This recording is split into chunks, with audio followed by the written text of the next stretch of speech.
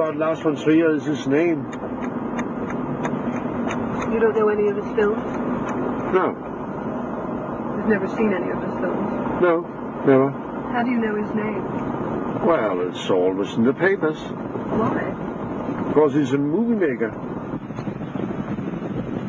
Well, the idea was to set down a set of rules for filming.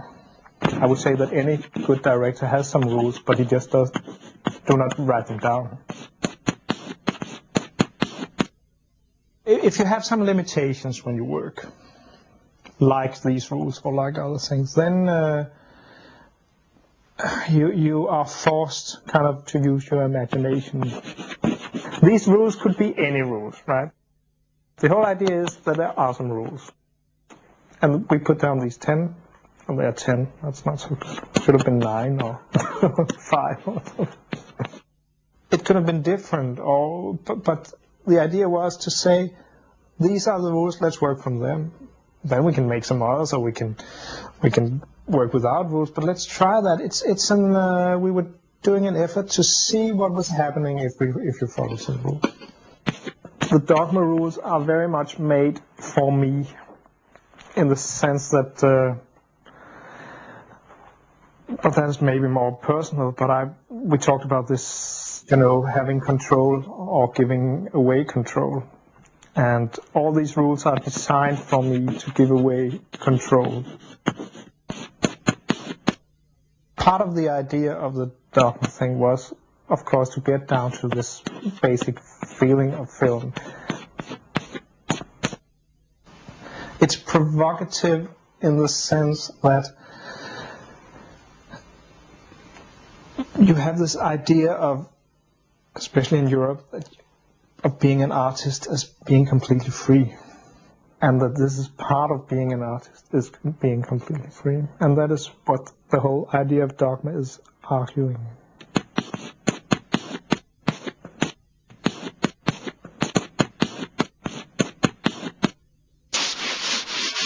It's been very important to me how the colors of a film look. And then, of course, it's a great relief to have a rule saying it's color film, you can't do anything about it. So they're designed for me, if you see all the rules, they're kind of more or less designed for me not to do what I thought I've been doing for a long time. Orders to myself, like in hypnotism, don't use artificial light. No. With the Dogma rules, that is what you do. You give away control. But then again, if you can't control it all, what's the point?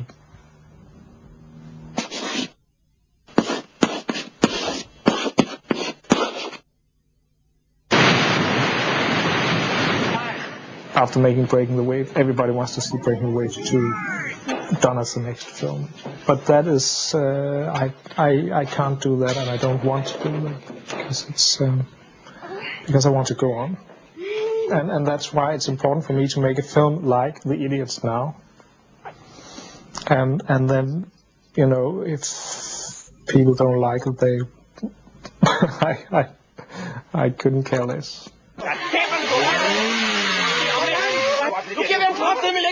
In the beginning of my career, I was not giving any freedom at all to the actors. They were more or less like props. And now, in this period of my life, I think it's very interesting to have a cooperation. I insisted that we were naked all the time in the beginning. That was great. That was kind of in the 60s, 70s. That was wonderful. They were so tired in the end of seeing me naked. Put on some clothes. But I think it helped them anyway, because I think some of the nude scenes are quite relaxed. Jeg har bare grebet diktafonen her i et ydmygt forsøg på at holde den her dagbog ved lige. I går havde vi en stor dag med alle spillerne ude i huset. Jeg synes, det gik godt.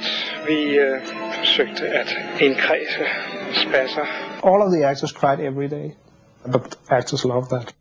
And then, then the director should go in and say, I feel sorry for you. That really sounds bad. Oh, yes, my father didn't understand me. Yes, you must be terribly angry at him, aren't you? Yes, all these.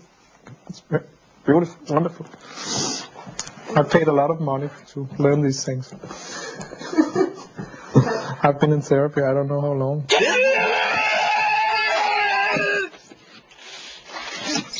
But a lot of crying.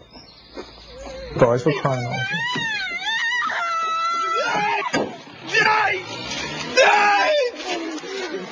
Do you wish that someone would take you in hand and sort of do to you what you did to them, to the actors? Is there a part of you that wants to be sort of unleashed in this way and made to cry and...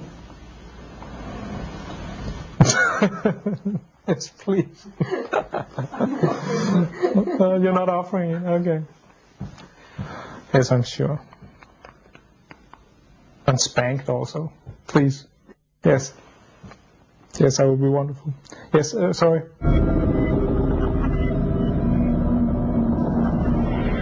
The Kingdom is a good example of what ideas I like to use, because it's in a form where we haven't censored very much when we wrote the script. Some of the other films have been censored much more, and the script has been taking years to write. But this was much faster, and we haven't taken anything away because it's bad taste or because it doesn't fit there. It was just kind of all of our ideas and dreams or whatever just came into the script. So you can say that when you're afraid of something, then there's also some kind of a fascination around the subject. Otherwise, otherwise, why bother being afraid of something? Yeah, I'm extremely afraid of hospitals. That the hospital is kind of the symbol of your lack of power over yourself, over your body. All my anxieties you will find in the films. I will force my actors to do what I'm afraid of. I was so afraid of having cancer. I don't remember. I think it was in my... I don't remember where the cancer was. But anyway, I went to this doctor, and he said, you should make a fantasy trip. As now he was not a real doctor. He was kind of a man who did this. And I said, that sounds ridiculous, And then I did it, and it was a lot of fun. It was such a lot of fun. And I went down into the molecules of my body, right? And I went into this enormous area where there was a lot of coffins. No, it's kind of the chests, with that you normally have gold in. What do you call it? Treasure chests or whatever. And there was 1 million of them. And on top of each of them, there was a tiger lying with a trifork. It's fantastic, and I laughed such a lot while I did it. It was really fantastic. And then down in the chest were, the genetic material. That was kind of the whole idea. And then this tiger was kind of guarding it. It was beautiful. And I talked to the tiger. It was great.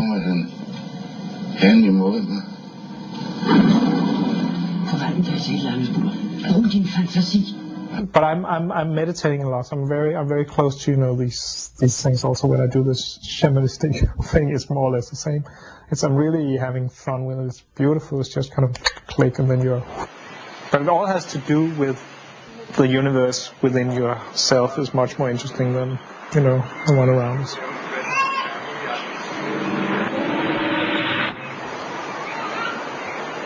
Well, this is where I lived when I was a child,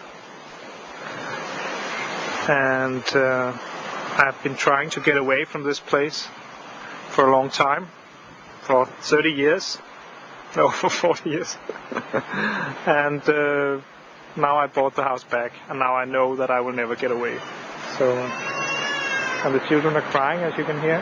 Great. It's a good sign. It tells the parent that they are alive.